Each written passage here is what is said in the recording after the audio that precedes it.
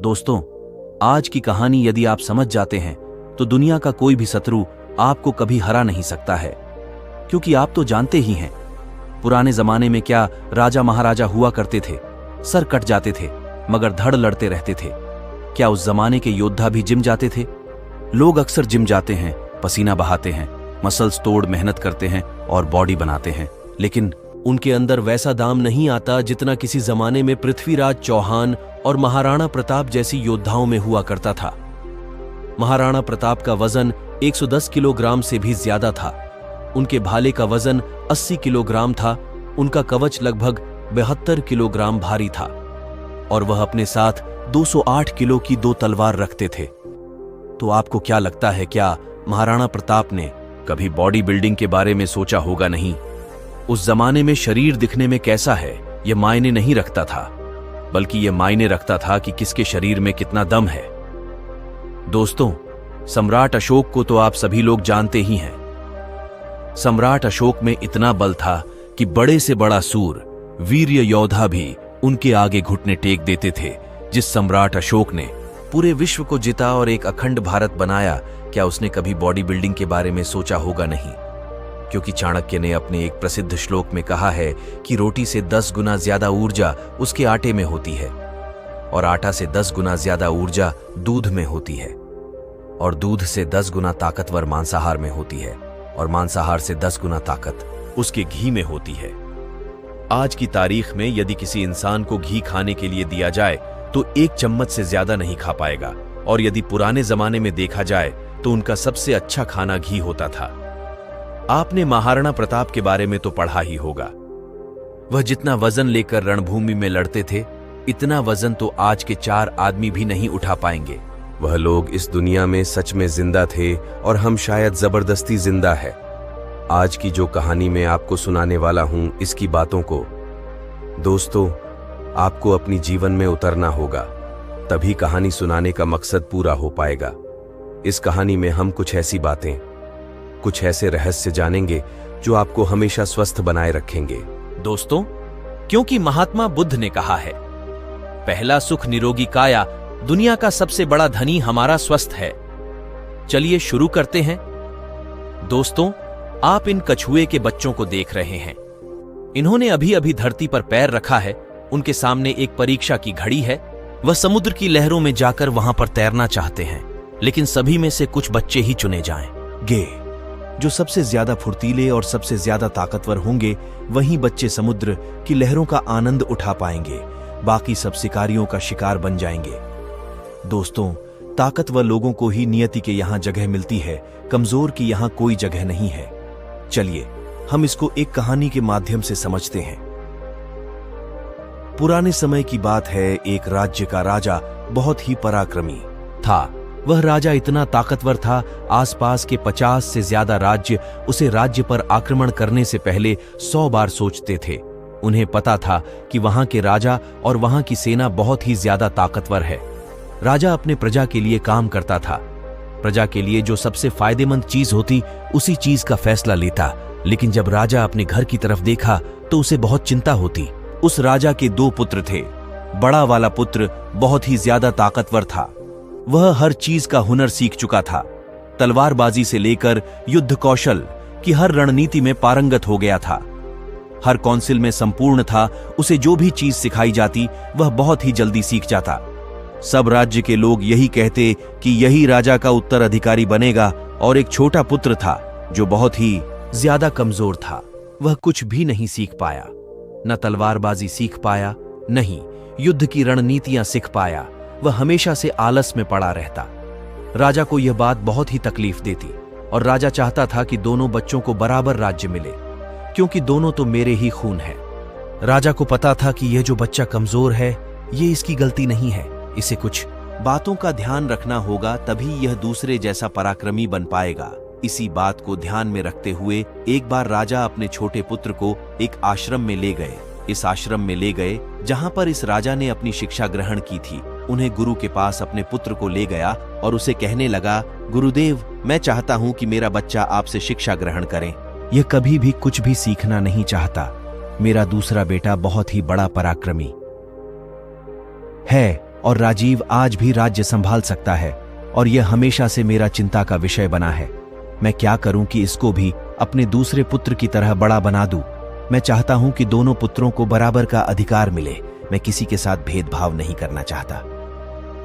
यह बात सुनकर वह गुरुदेव कहते हैं, मैं जानता हूं राजा, इस पुत्र को क्या तकलीफ है। तुम कुछ दिन के लिए इसको यहीं पर छोड़कर चले जाओ। मैं तुम्हें आश्वासन देता हूं कि जब तुम वापस आओगे तो तुम्हें यह पुत्र नहीं दिखेगा। इसी की जगह कोई और दिखेगा जिस पर तुम साहित्य विश्वास कर पाओगे। क्योंकि गुरुदेव बहुत बड़े आत्मज्ञानी थे।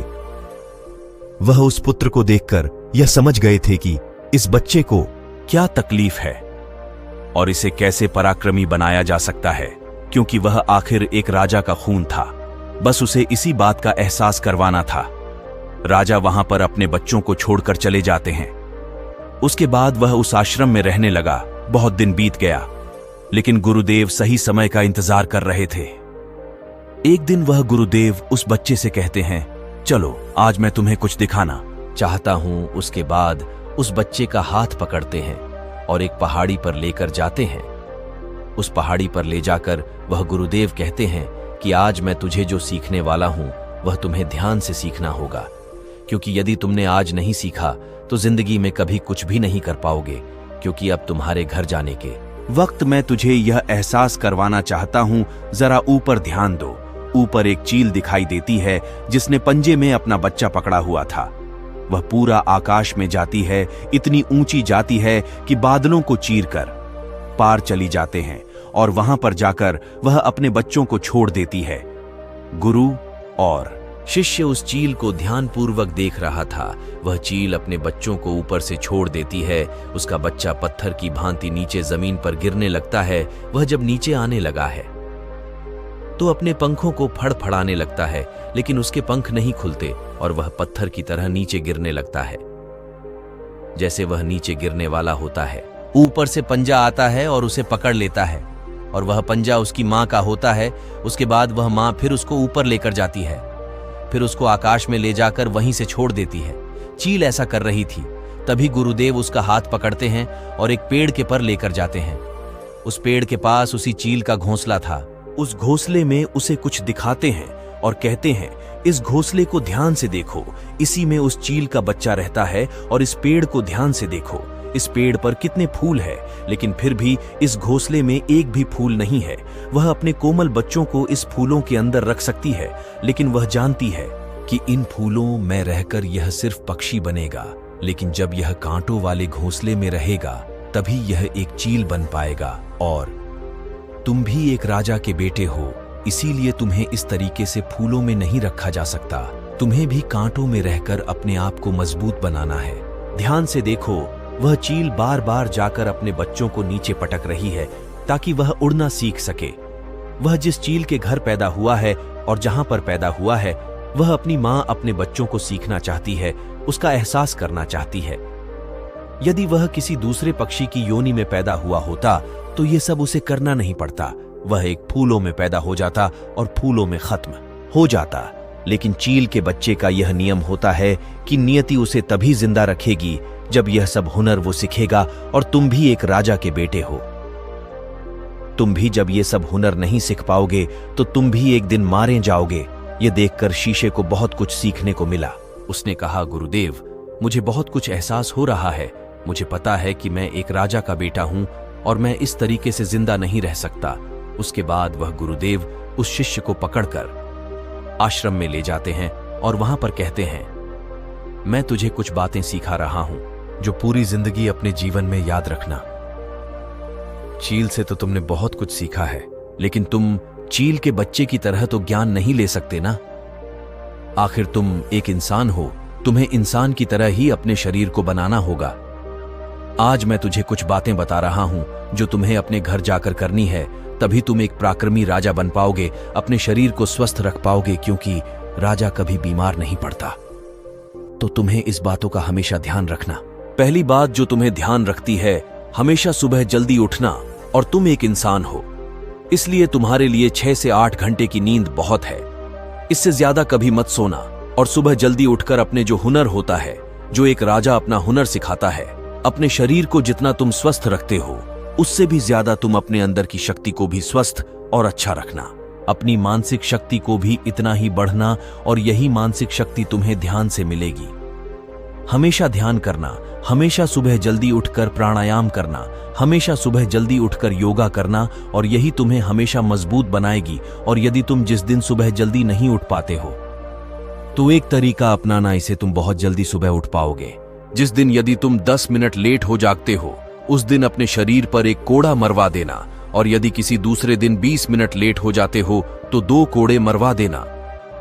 देखना 4 या 5 दिनों में ही तुम जल्दी उठोगे जैसे तुम उठाना चाहते हो। दूसरी बात जो हमेशा ध्यान रखना, हमेशा भरपूर स्वस्थ खाना खाना। कभी भी ऐसी चीज को मत खाना जो तुम्हारे शरीर को हमेशा नुकसान पहुंचाती हो। अगली बात जो तुम्हें ध्यान में रखनी है, यदि तुम्हारे मन में कोई ऐसी बात हो जो तुम्हें चिंता में डाल रही हो, तो वह अपने घर परिवार में कहना। कभी भी मन में छुपाकर उस बात को मत रखना, क्योंकि वह बात तुम्हें कमजोर बना देगी।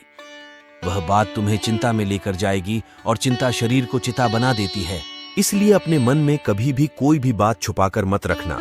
हर बात को अपने घर के, अपने परिवार से, अपने पिताजी से वह बात हमेशा कहते रहना। कोई भी बात अपने मन में छुपाकर मत रखना। और अगली बात, हमेशा सकारात्मक सोचना। कभी भी नकारात्मक विचार अपने दिमाग में मत लाना। सबके जीवन में उतर और चढ़ाव आते रहते हैं। अच्छा और बुरा सबके जीवन में होता रहता है। सुख दुख आते रहते हैं। यह जिंदगी की एक सिक्के के 2 पहलुओं के समान है। इसलिए जीवन में कैसा भी वक्त क्यों ना हो, हमेशा सकारात्मक रहना। अगली बार जो ध्यान में रखनी है, हमेशा हंसते रहना, हमेशा मुस्कुराते रहना।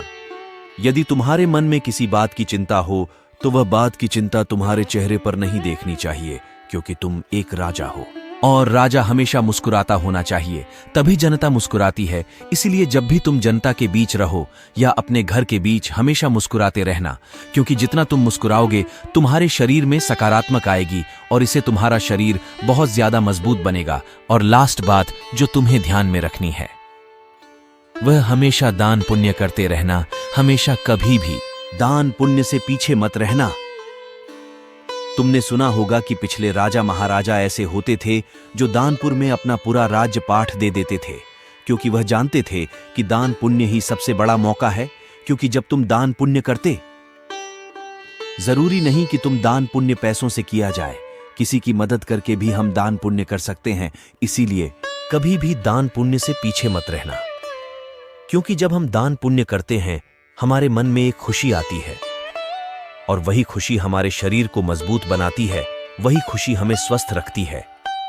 इसीलिए कभी भी दान पुण्य में पीछे मत रहना, हमेशा दान पुण्य करते रहना, क्योंकि जितना दान पुण्य करोगे तुम्हारी संपत्ति कटेगी नहीं बल्कि बढ़ती जाएगी उसके बाद।